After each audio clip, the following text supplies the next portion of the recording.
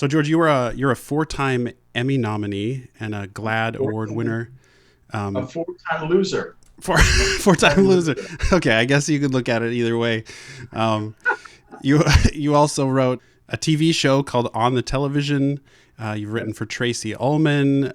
You're a producer, and I saw you even have a small credit for writing a segment of Tiny Toons Adventures. One of those. I've written a few animation things, yeah. I did a Tiny Toons. I did a Teacher's Pet. I did a 7D. I did Casper. I'm not sure what else there is. Maybe something else. I just did them intermittently. People who were running those shows would ask me to write one, and I would just write a one-off for most of Okay. them. Well, that is cool. So I've been working on this PeeWee video where I'm unboxing a bunch of the old PeeWee trading cards, and Oh, wow. on the backs of those cards, if you collected all the right cards, there was a little flip book animation on the back of those cards, and so I've unboxed a bunch of cards and I put together that little flip book to show.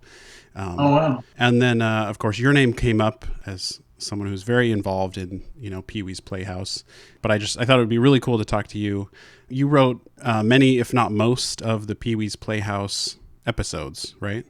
First two seasons. First two seasons. Okay. I wrote all of the episodes of the first two seasons, and then I got on the television, which was my show. So Uh-huh. I couldn't keep writing them the next seasons, but I still did the puppet voices. Okay, right. And I know you did Globy and I think the flowers, the The fish. Countess, the Right. fish. Now, so your show on the television, I guess I was a little too young to have, because it was on in like 1990, and I think it was on at 11 p.m. because I was a big fan of Nick at Night and Nickelodeon, but I Uh, think at that age I must have been in bed, and so I just totally missed it, it which was was weird. it was their first late night show. Okay. It was on Friday night and Saturday night at 11 o'clock. Yeah, it was weird. I was kind of surprised I hadn't heard of it because I felt like I knew most of what was going on on Nick at Night back then. Yeah. Um, but I did watch some of it on YouTube, and Mhm. yeah, there was some funny stuff. I even I mean, there's a lot that you've put on YouTube, but I Yep. happened to run across the one that was a parody of Pee-wee, where he's at a playground, and the gag was like, when you say the secret word, you laugh until you until you cough up blood or spit blood. So that made me laugh. And then the what else did I see?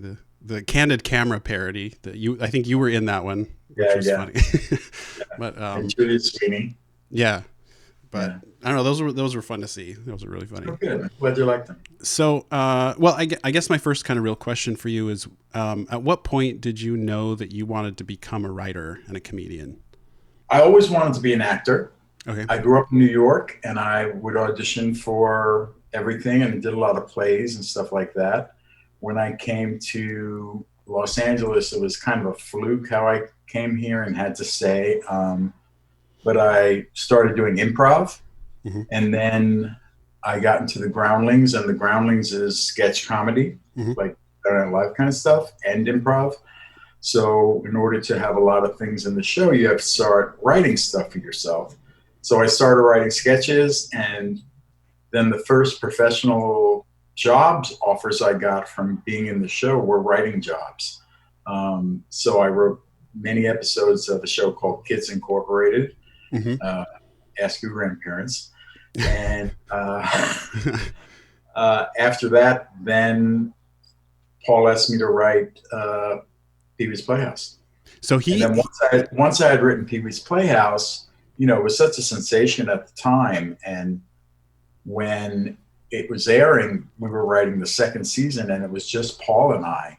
So agents would call and say, producers would call and get me one of those hot Pee-wee's Playhouse writers, and it was only me and Paul.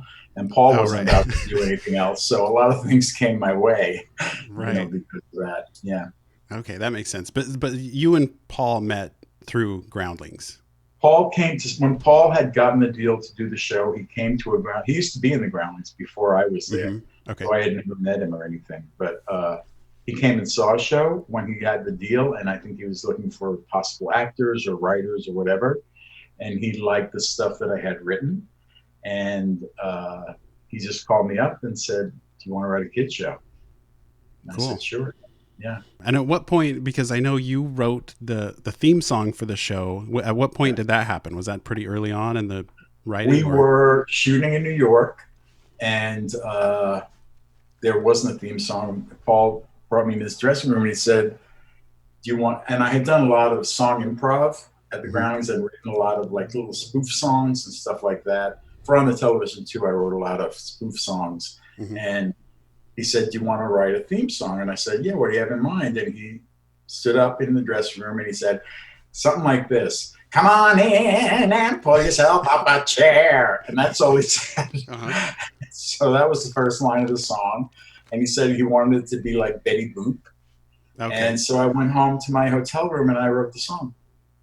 That's so And that cool. was But it. he had that first line. That's That really first funny. line. And And the he got Betty, up and performed it like Betty Boop. You know, come on in and pull right. yourself. We just did a whole little shtick. That's And really so I got cool. the first line and just went from there. And I know I heard that it was Cyndi Lauper is actually who sang. Is that right? Yeah. Yeah. So the story is he had asked Cyndi Lauper to sing it, and we met at the CBS studios on 57th Street, and Cyndi Lauper had brought this girl with her called Ellen Foley. And Cyndi said she didn't want to sing it because she was becoming a serious singer. She didn't want to be a girl who wanted to just have fun singer. She wanted to be a time after time singer. So she didn't want to sing something cute like that. So the girl, Ellen Foley, sang it. And then Paul just begged Cyndi Lauper to sing it. Cyndi Lauper sang it, but then she didn't want her name on it. So it's always said, sung by Ellen Foley, who was a real person, but Right. she didn't sing it. Yeah. That's crazy. That's so funny. Yeah. And were you there like Yeah. at the recording studio and everything? Yeah. That's awesome. It was super cool. It was Yeah. super cool. So I wanted to know, since you wrote so much of Pee-wee's Playhouse, what was that process like? I mean, to write that much, that's a huge amount of writing. Was that Well, difficult? the first season we had 5 writers, Okay. and Paul was very involved in all of the production part of it. So he'd be approving, and it was all happening in New York. So everything was being faxed, pictures of puppets and set stuff and this and that. And he was very involved with all of that. And he was, having meetings, I guess at CBS or whatever about it. So the 5 of us, first we had an office and then we would write there. And then we moved it to Paul's house and wrote there. And so that was the first 13 of them, was 5 people writing them. And basically I sat at the computer and everybody else just, yammer and twiddle-a-doo, and I would just keep going. And then the second season, it was just Paul and I. So we had an office at Paramount because we were writing Big Top PeeWee at the same time. So it was a little bit different. We would be, Paul and I just sitting across from each other, writing them. And sometimes I would take a script home and write it. And that's what we did. And then we were writing the movie at the same time. So, we were meeting, every day, 5 days a week, something like that. Right.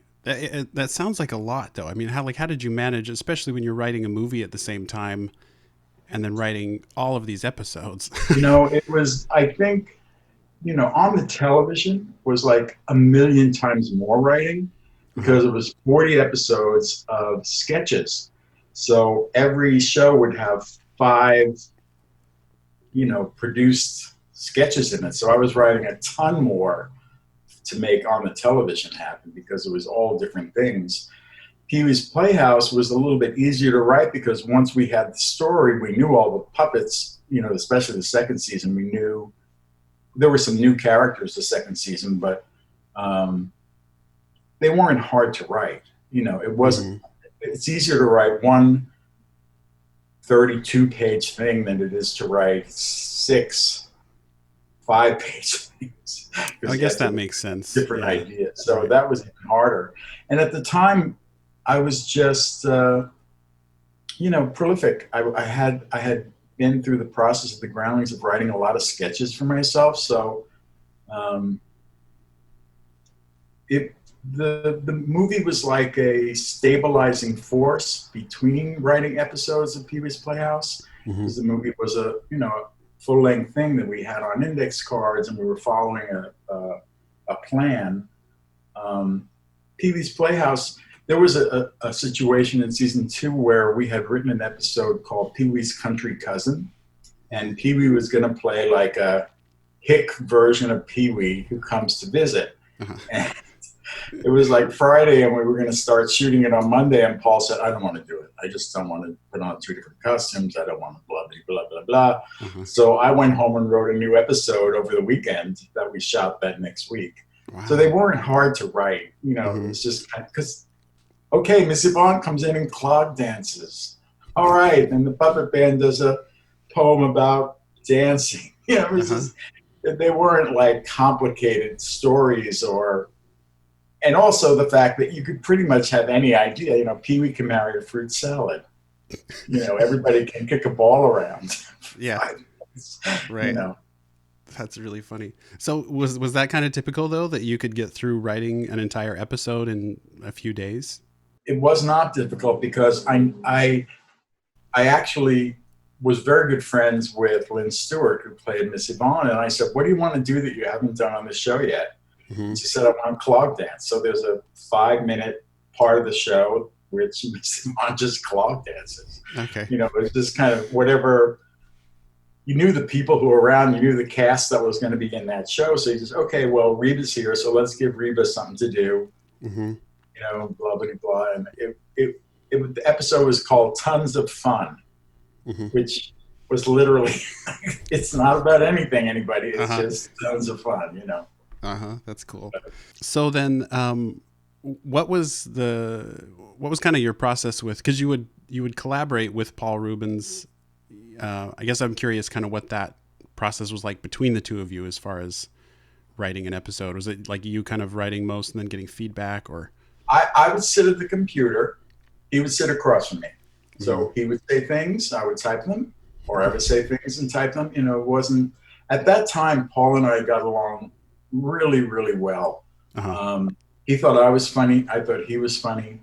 The one thing I always said about Paul was, I've worked with a lot of celebrities who are quote unquote writers and who, have their names on things and they want to write and blah, blah, blah. And a lot of them, unless it's their idea, they don't like it.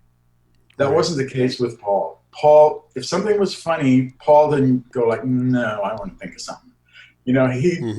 He was very open to other people's ideas, at least as far as writing went. I mean, he was very controlling about the set and the look and the props and all that stuff. He knew exactly what he wanted and was, in charge of all that stuff on a day-to-day basis. But with writing with him, it wasn't like he had to say it or it wasn't any good, which made it a lot easier. Mm-hmm. That's really cool. And also, we didn't have the problem of censorship. We didn't have, I've written on many sitcoms, and you have network executives and production company executives who all want to put their 2 cents in.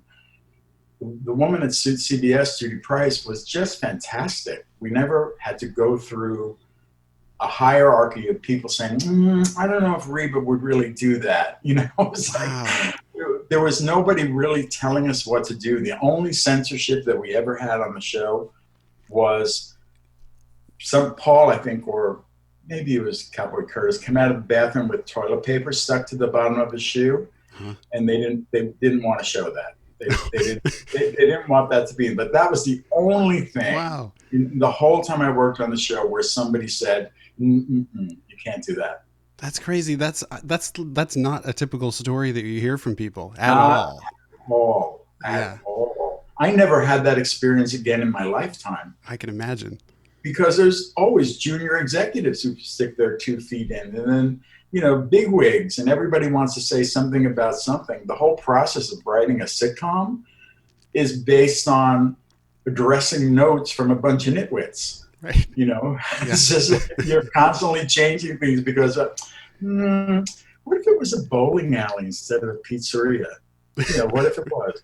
But it's not, Right. And then you have to change things. There was never anything that I ever had to change because somebody at CBS said, you have to change this, or would you even please change this? Nothing ever. Right. That's amazing. Which made it so easy. Yeah. You know, when I wrote the Tons of Fun one over the weekend, nobody even looked at it. There was not like a bunch of people that had to approve it. It did. You know, it was just that way. Yeah, that's amazing. That's I feel like that's unheard of. Yeah, it was unheard of, I think. One of the things that I was thinking about with the character of Pee-wee is I feel like he's sort of he's almost like a cartoon character. You can sort of put that character in any setting and then kind of just go with what would happen, which I think is so interesting. I can't think of any other live action thing that kind of is that way. But you go from Pee-wee's Big Adventure, and then the sequel is Big Top PeeWee. Well, it's not really a sequel. It just has Pee-wee in it. Or it's another. Yeah. And that's what I mean is and Big Top PeeWee starts off, he wakes up and this is Pee-wee living in a farmhouse with all these animals. Mm-hmm. But did that ever, was that ever part of the conversation where you felt like you had to explain why is he in a new setting? Like, why does he live on a farm now? Or it was just, no, it just wasn't ever. You know, Paul never felt like anything had to be explained. After Big Top PeeWee and several years after Pee-wee's Playhouse, he had some sort of a deal with NBC to write some sort of a comedy variety show. And Paul's idea was that it was going to take place on the roof of a building. And I said, "Look, why?" He goes, "Just because it is." And I said, "Well, don't you think we have to explain?" No. You know, that was just, he didn't feel like he had to explain anything. Right. You know, and that never went anywhere. But, you know, and as I remember it, it was even like characters were named bus driver and fireman. I was like, are you going to call him bus driver? Yeah. That's funny. Whatever. I guess it is a little bit like, I guess Bugs Bunny is that way, where there's so many Bugs Bunny cartoons where it's Bugs Bunny in medieval times, and you don't explain it. It's just, I don't know. People don't question it. It works. Well, because in Pee-wee's Big Adventure, he didn't have the Playhouse. And then after the Playhouse, he never lived in the Playhouse was never referred to in Big Top PeeWee as if, oh, say hi to Globey. You know, it wasn't like that even existed anymore. It was a whole different world where Pee-wee was in it, you know. Right. It's very I don't know, just kind of unique in that way, I think. Like there's not much else out there that's quite like that. One thing I wanted to ask, so you wrote a movie called Based on an Untrue Story. Mm-hmm. And I read somewhere that you loved writing it, but weren't quite as thrilled with the outcome of it. I wasn't. Or is that okay? I loved the script. I mean, I hate to say it sounds like I'm just bragging on myself, but the script was super funny. All of these fantastic stars wanted to do it.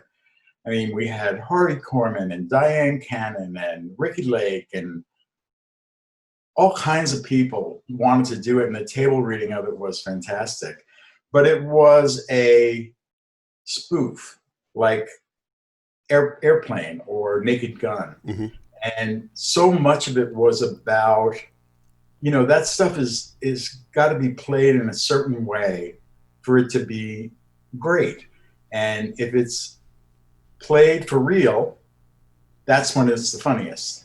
And the guy, I wasn't crazy about the direction. I felt like I actually had a small part in it, and I was pretty much left on my own to do whatever I thought to do. And I think the other actors were as well. And then, you know, like it would say in the script, Satin sobs bitterly. And I wanted, you know, Valerie Bertinelli sobbing, tears, you know, like just that would make it the funniest to me. And instead it was played like, you know, just like fake sobbing. So there's a cult of people who love that movie. There are so many people on Facebook who I don't know otherwise have become my Facebook friends. The most precious friendship of all. Come on, Andy. Right. because they love the movie and they quote the movie and blah, blah, blah. And there's some fantastic performances in it.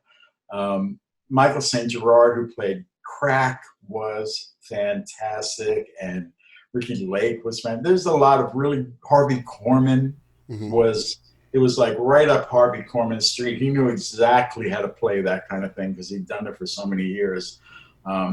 There's some hilarious moments in the movie for me, but it's not a hilarious 2 hours. You know what I mean? It's like there's parts where I'm just going like, oh, I wish you had done this other thing, you know. So, but there are luckily there are people who have no idea how much I wish it was different and who just really like it for what it is, a crazy spoof of TV movies.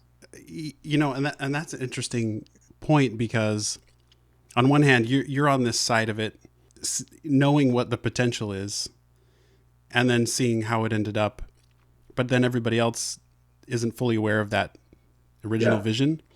And I know, you know, as writers or creative people, I feel like that's encountered that happens a lot where maybe you write something and at some point, a lot of times it gets handed off to other people. And, I don't know, how do you sort of, do you have any thoughts on how you deal with that? Because so many times it doesn't end up quite being what you thought it would. You know, at a certain point, it's out of your hands. And, you know, I teach writing. So what I tell my students is there is no thing that you have ever seen on television or in the movies that is the writer's first draft of that thing. They had to do rewrites because the production company gave them notes, and then they had to do rewrites for the director, and then they had to do rewrites for Harrison Ford, and blah, blah, blah, blah, blah. And in sitcoms, it's a 5-day-a-week rewrite job. Like I said, many times based on junior executives who are sitting there and don't want to sound stupid. So if somebody says, what if she opens a boutique? Then they have to say, what if it's a dog boutique? And then you have all these people just yammering, saying different things. And it's like, yeah, well, what if she opens I don't know, anything? It's like, shut up. But everything's being changed because of that. You know, there's the occasion where a showrunner has so much power that they at least have the final word. But then if you're a writer on their staff, it's their final. They're still having you change things. And then when it gets to the set, it's a crapshoot. You know, hopefully the director really gets the material the way that you have it. But he's a person with his own ideas and his own take on how to do it and what's good about it and what's funny. And then you have actors who think what they think about how to make it funny. You know, you have actors who don't memorize their lines and they're sort of like paraphrasing things that you carefully chose words for, you know, and you're going like, no, that's not it. You're saying a totally different sentence, you know, but it's just a fact of the writer's life until you're producing, writing, and directing your own thing. Right. And you get all the actors to do exactly what you want them to do. You don't have control of that stuff. You know, it's just, well, I hope it's good. Right. And there's the occasion where whatever you wrote becomes better because other people rewrite it. Or, you know, actors come in who bring something to it you didn't even think was there. But mostly it's the other way. Most of the time. That's funny. Well, and I've thought that before where you see, you know, some a great movie that kind of becomes you know, a masterpiece or some of your favorite films, but then you start thinking about everyone involved, and the more you know how wrong things could go and all the people and opinions, I feel like it's a miracle if a movie ever ends up being really great, because I do too. There are way too many like voices and opinions and factors that could just ruin it. And there are even some, you know, I've seen some movies that you know, like Back to the Future is one of my favorites.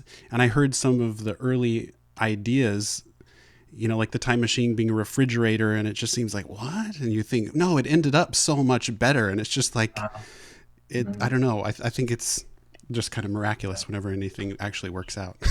Yeah, yeah. And I think it's especially true of comedy, Hmm. you know, because comedy's a delicate procedure, a lot of Right. times. And especially if it's like based on untrue story where it's all about the words. It's like Airplane. If you change the words, you don't have Don't Call Me Shirley. You know what I mean? Yeah. What do you think it takes then? Maybe this is too big of a question. What do you think it takes to get it right? I think to get it right, let's say that the right way is what the writer has in mind. Okay. So to get it right, you have to direct it, you have to cast the actors, and you have to tell them what to do. Um, but I will say this, Andy: if you are a theater writer, if you're a Broadway playwright, the Broadway playwright, his words can't be changed unless he changes them. In other words, it's part of the, I don't know, Dramatists Guild or whatever it is who's in charge of all that stuff. Mm-hmm. But it's a very different process where that stuff is the writer's domain. What the words that are said can't be changed unless the writer changes. I'm sure producers make them change them or this and that, but the actors can't change them. I wanted to quickly ask you. You've said that because you've done a lot of improv. You've said that your improv is more character based. Yeah. Wondering could you kind of expound on that a little bit? Well, I feel like in comedy writing as well, I feel like if you're going to write a character and you're going to say it's a security guard at a bank. So you write security guard, and then it's like, okay, ma'am, step over here. So that's just nothing. That's just a nothing part for anybody with no talent to play. If you write extremely nervous security guard, and then it's like, ma'am, would you mind coming over here? Or flamboyant security guard, please, I'm looking for you to get in line. It's a character. I tell my students, don't ever write any character that doesn't have an adjective in front of it or a parenthetical phrase behind it. So instead of writing cashier, you write the husky voiced cashier who appears to be drunk. That's something for somebody to play, and it's something for you to write, because instead of just writing, okay, that'll be $4.99, it'll be like, all right, I think it's going to be $4.99. Mm-hmm. And you're writing a character instead of a nothing. Right. And that's the way I think it is with improv too. People that play characters make choices. All right, I'm going to talk like this, or I don't know what I'm going to do. I'm going to talk like this. You're doing something more than instead of just saying, like, all right, Jane, let's go to the party. It's like you're making a choice to be a character. And I think it's the same thing with writing everything. But to me, writing is improvising with a keyboard in front of you. And if that's how you do it, and you're playing all the parts, your script is going to be much more alive than if you're just sitting there going like, but I told you I was going to go to the bank. Oh, really? Well, good for you. You're just writing anything as opposed to, I told you I was going to the bank. You never said anything like that. You're writing something more fun because you're improvising. Right.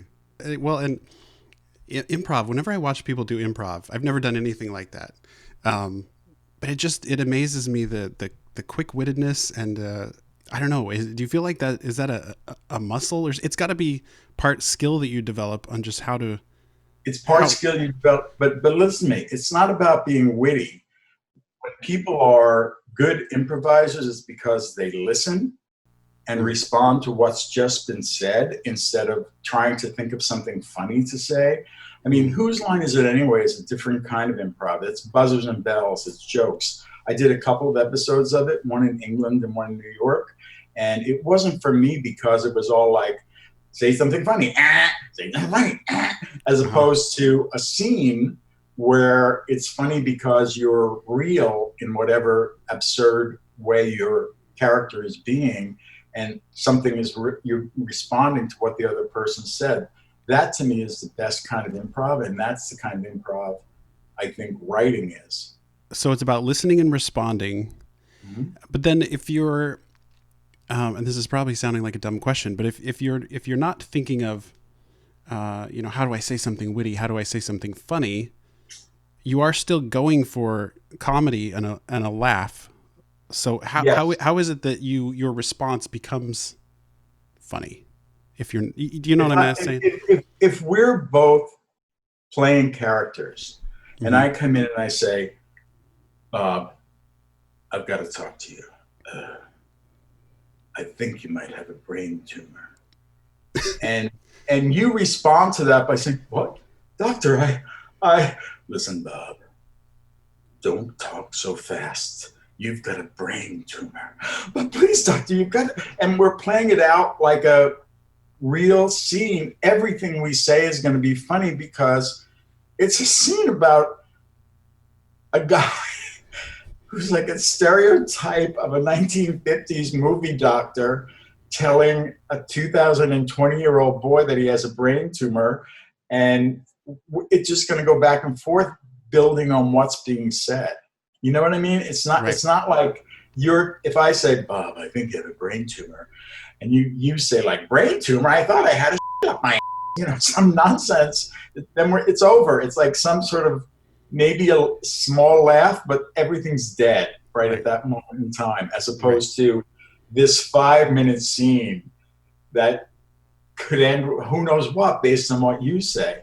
But doctor, I don't think that's not even a legitimate degree. That's right, Bob. I didn't go to college, but I know a brain tumor when I see one. You know what I mean? We're just adding on. That's so interesting. Imagining myself in that situation where I have to improvise just seems terrifying. but you're terrified of having to think of something funny. Maybe that's true. And people that think of something funny are the worst improvisers. You don't want to be in a scene with them because it's just like maybe a laugh off some crappy line, but if it takes you out of the reality of the scene, improv is about emotion, commitment. It's about acting up a storm. It's about really being in the moment of whatever's happening and letting things develop, not because you have a plan of how this brain tumor scene is going to go, but you might say, oh, really? Well, I don't care about a brain tumor. Oh, what are you talking about? I don't need my brain. I'm physical. Who knows what? But you know what I mean? If you're listening and just going along with what's going on, that's where good scenes come from. Right. And it's the same with writing, I think. Well, that's probably kind of the magic of it is kind of not knowing where it's going to go. Exactly. And it ends up being kind of more than you could have planned on, which that's what I think is so cool about watching that thing take place. Yeah. Let me ask you about, because you wrote the PeeWee theme song and you sent me the sheet with the lyrics that you had written on it. There were a bunch of phone numbers on there. Do you recognize any of those phone numbers? I have no idea. I mean, it was just in my hotel room, and I guess it was just the top page, and even after I had written the theme song on it, I continued to write phone numbers. There's coffee wings on it. I mean, it's just a beat up old thing, and I don't actually have the real one anymore, but thank God I took a picture of it a million years ago. Okay. Well, it's good you still have a photo of it. That was fun to look at. Well, okay. And last I wanted to ask you a little bit about the Groundlings, and then just for listeners or anyone who might not know, the Groundlings is an improv and sketch comedy troupe. It's also a school. And there have been tons of famous comedians who've had a part of Groundlings. And you've been involved for quite a long time, and you're still involved. Is that right? Yeah. Yeah. And what are you currently? I was in the main company from 1983 till 1992. And I still participate in shows like they have the Gas Show, which has regular Groundlings in it, and then an alumni. I do that occasionally. I do the 25-year reunions and all that kind of stuff, and I teach some classes for them. And I wanted to also just mention at the end, for those listening or watching, you can find George McGrath on YouTube as well. You've got a lot of the episodes of On the Television there. I've got a couple of. I've got one that's just the most recent one has full episodes of Tracy Takes On. Oh yeah, a couple of other things. The Brian's Bro channel has everything other than On the Television, and On the Television is just On the Television. Well, it was fun to see that you've put so much up on YouTube, and that I don't know, you've got like full episodes up there. And the Tracy Ullman show, it was cool to find out that you had been a writer with her, just because, you know, I was like a fan of the very early Simpsons, and had seen a little bit of her show. And I think you actually said somewhere else, I think you said that working with her was probably your favorite job. My favorite job ever. Tracy Ullman was by far the most fun I ever had working with anyone. She's so much fun to just be with.